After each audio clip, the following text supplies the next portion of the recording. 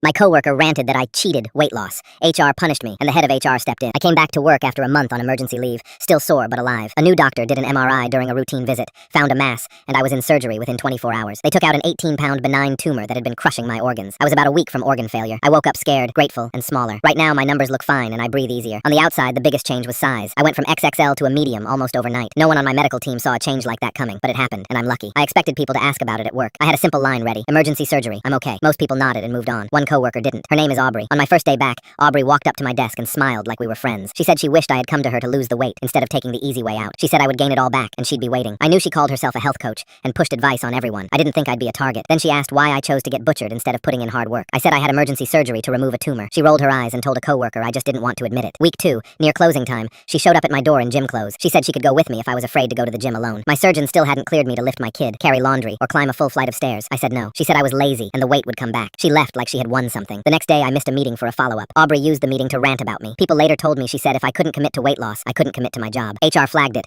and called for a red flag mediation. At our company, that kind of meeting can count against your bonus. I had no idea why I had to sit down with someone who kept harassing me. At the mediation, Aubrey said my new body was triggering and I should have warned her before my surgery. I barely had time to warn my wife and get our kid out of daycare. HR said they couldn't force me to share medical info, but it might help if I told her what kind of surgery I had and why. I said my medical history is private. They shrugged and said they couldn't stop her from talking. I walked out shaking. After Thanksgiving, my doctor helped me file ADA paperwork so I could work from home. I had mild complications and I needed distance from Aubrey. The company hates remote work, so HR was upset. Aubrey kept emailing me workout videos and diet plans. I forwarded them to HR. HR replied, "Noted. When are you coming back to the office?" Management tried to help in their own way. My boss, George, was training his replacement and getting ready to retire. They met with Aubrey's boss. I had been documenting everything from day one. Managers told me Aubrey would be dealt with. None of them asked for the mediation. That was HR. When George found out, he argued with HR. An HR manager said my absence probably caused extra work for Aubrey, even though she isn't qualified to do my job. Every time something flared up, my bosses told me they were on it. My doctor extended my ADA accommodation. HR answered by calling my attendance a concern. I sent the HR director a clear email. He replied that my medical paperwork, including FMLA and ADA,